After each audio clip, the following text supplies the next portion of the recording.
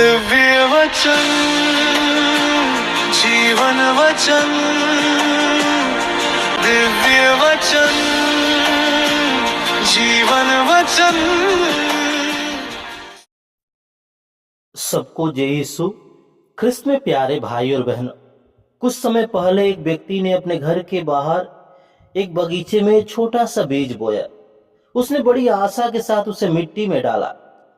हर दिन वो बाहर आकर उस जगह को देखता था। उसे उम्मीद थी कि शायद आज कुछ दिखाई दे।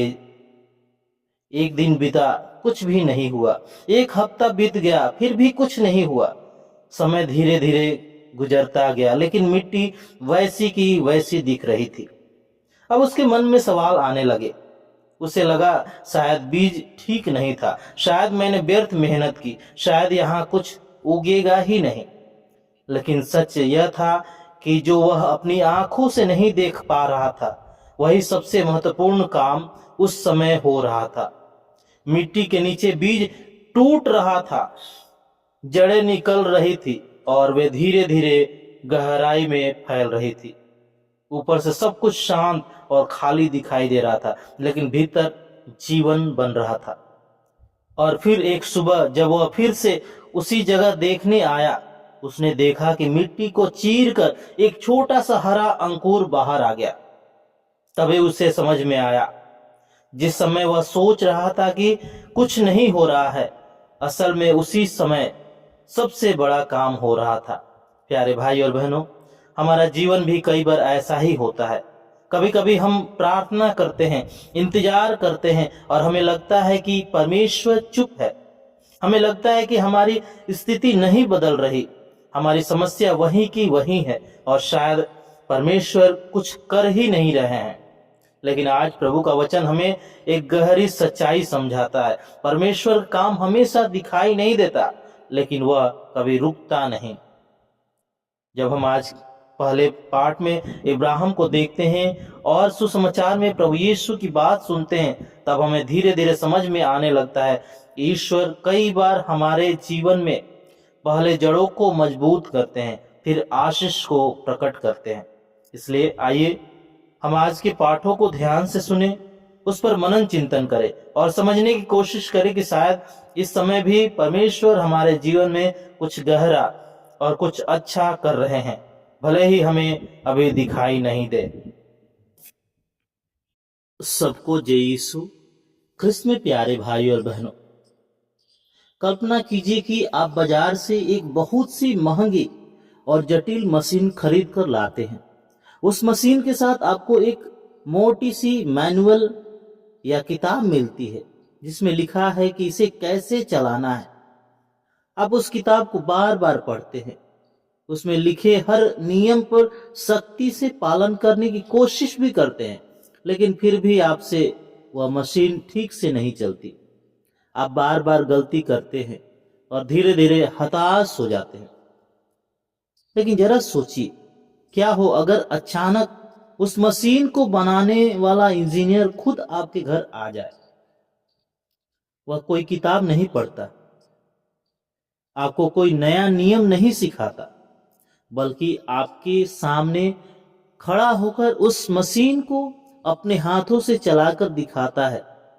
तब अचानक जो बात किताब पढ़कर समझ नहीं आ रही थी, वह उसे काम करते देखकर एकदम साफ हो जाती है। प्यारे भाई और बहनों, हमारे आध्यात्मिक जीवन की कहानी भी बिल्कुल ऐसे ही है। सदियों तक ईश्वर ने इंसानों को नबियों के द्वारा नियमों की किताबें दी।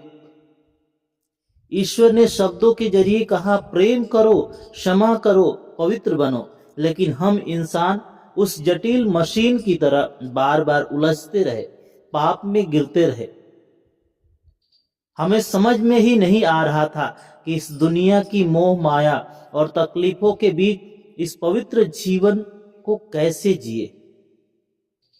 जब इंसान अपनी कमजोरी के कारण पूरी तरह हताश हो गया, तब मानव इतिहास का वह सबसे महान पल आया, जिसे आज हम प्रभु के देह धारण के पर्व के रूप में मना रहे हैं। आज के सुसमाचार में जब स्वर्गदूत गाब्रियल माता मरियम के पास आता है, तो यह वह ऐतिहासिक क्षण था जब ईश्वर ने फैसला किया कि अब और कोई नई किताबों को नहीं, कोई नियमों का किताब नहीं भेजेगा। अब समय आ गया है कि बनाने वाले खुद इंसान बनकर आए। ईश्वर ने हमारे लिए एक जीवंत मैनुअल बनने का फैसला किया। ईश्वर ने मरियम के हृदय से पूछा कि क्या वह इस मुक्ति की योजना का हिस्सा बनना चाहेगी। और जब मरियम ने पूरे विश्वास और विनम्रता के साथ कहा, देख मैं प्रभु की दासी हूं, तेरा कथन मुझ में पूरा हो, तब ईश्वर ने हमारे बीच कदम रखा। मरियम की वह एक स्वतंत्र हाँ ही वह पल था जब शब्द ने देह धारण किया। प्यारे भाई और बहनों, ईश्वर ने इंसान का शरीर सिर्फ इसलिए नहीं चुना कि वे स्वर्ग से उतरे, कुछ साल यहां रहे, बड़े बड़े चमत्कार करे और वापस चले जाए। उन्होंने यह शरीर इसलिए चुना ताकि वे हमारे लिए सबसे महान आदर्श बन सके। वे हमें यह सिखाने आए थे कि एक सच्चा इंसान होना क्या होता है। हम अक्सर सोचते हैं कि पवित्र होने का मतलब है बिना किसी गलती के जीना, लेकिन यीशु ने इसी धूल भरी जमीन पर हमारे बीच चलकर दिखाया कि असली पवित्रता क्या है। जब उन्हें अपनों से धोखा मिला और उनके सबसे करीबी दोस्त उन्हें छोड़कर भाग गए, तब उन्होंने हमें दिखाया कि अकेलेपन में भी प्रार्थना कैसे की जाती है। जब वे दिन भर की भीड़ से थके हुए और भूखे थे, तब उन्होंने सिखाया कि अपनी जरूरतों से पहले दूसरों की सेवा कैसे की जाती है। और जब उन्हें क्रूस पर चढ़ाया गया, तब उन्होंने कोई नियम नहीं पढ़ा, कोई भाषण नहीं दिया, बल्कि अपने दुश्मनों को माफ करके दिखाया कि क्षमा करना असल में किसे कहते हैं। ख्रिस्त में प्यारे भाई और बहनों, इब्रानियों के पत्र में हम पढ़ते हैं कि ईश्वर को जानवरों का खून या केवल दिखावे का नियम नहीं चाहिए था। उन्हें एक ऐसा हृदय चाहिए था जो कहे, देख मैं तेरी इच्छा पूरी करने आया हूं। यीशु ने एक आदर्श इंसान बनकर ठीक यही किया। प्यारे भाई और बहनों, अब सबसे बड़ा सवाल यह है कि 2000 साल पहले घटी यह घटना, मां मरियम का हाँ कहना और ईश्वर का इंसान बनना, आज हमारी और आपकी जिंदगी कैसे बदल सकती है? वह जिंदगी बदलने वाला सच आखिर है क्या? वह सच यह है कि हम इंसान अक्सर खुद को बहुत कमजोर, पापी और अयोग्य समझते हैं। हम सोचते हैं कि हमारी इस साधारण बीमारियों और संघर्षों से भरी जिंदगी से ईश्वर को क्या लेना देना। ईश्वर तो केवल स्वर्ग की पवित्र चीजों से प्यार करता है। लेकिन नहीं, जब सर्वोच्च ईश्वर ने स्वयं एक इंसान का रूप लिया, जब वह एक मां के गर्भ में 9 महीने रहा, जब उसने हमारी तरह भूख प्यास दर्द सहा, तो उसने दुनिया को यह बता दिया कि इंसान का जीवन कोई बेकार या तुच्छ चीज नहीं है। ईश्वर ने आपके और मेरे इस साधारण शरीर को, हमारे दिन रात की मेहनत को, हमारे आंसुओं को और हमारे परिवार को पवित्र कर दिया। यही वह सच है जो हमारी जिंदगी बदलता है।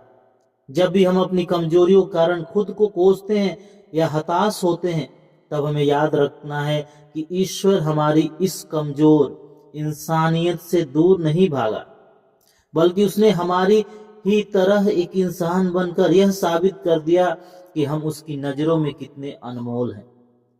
इसलिए प्यारे भाई और बहनों, आज जब हम प्रभु के देह धारण का पर्व मना रहे हैं, तो केवल आसमान की ओर न देखे, बल्कि एक ऐसे ईश्वर की ओर देखे जो माता मरियम की हाँ के द्वारा हमारे बीच में आया। एक ऐसा ईश्वर जो आपका हाथ पकड़कर कहता है, जैसे मैंने इस मानव जीवन को जिया वैसे तुम भी जी सकते हो, डरो मत, मैं तुम्हारे साथ हूं। पिता, पुत्र और पवित्र आत्मा के नाम पर आमीन। दिव्य वचन, जीवन वचन, दिव्य वचन। जीवन वचन